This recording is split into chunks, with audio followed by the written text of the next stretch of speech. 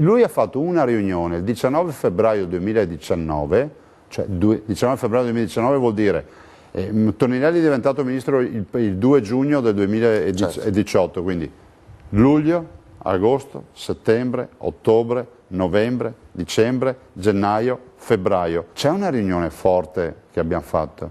A novembre 2017, il ministro non era Toninelli ma era Del Rio, sì.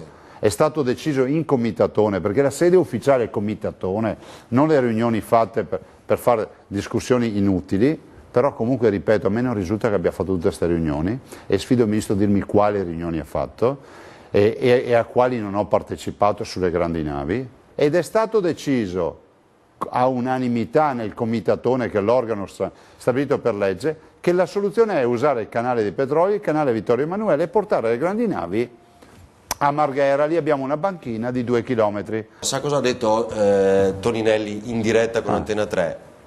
Una sua frase tipo, tra l'altro: non mi fa entusiasmo l'idea di, come turista, passare con la nave a crociera lì a fianco alle petroliere. Okay. Per quel... È passato un anno.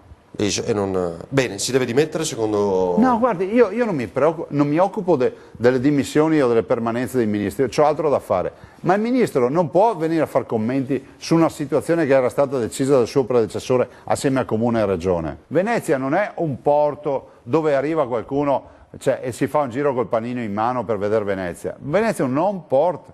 Ciò vuol dire che a Venezia iniziano e finiscono le crociere. È come Miami. Miami, chi vuol fare la crociera nei Caraibi, parte e arriva a Miami.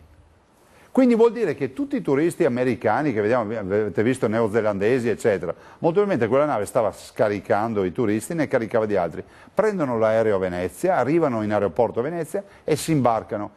Persa Venezia, le compagnie di crociera eleggeranno come home port il Peloponneso, Istanbul, non andranno in giro per l'Adriatico.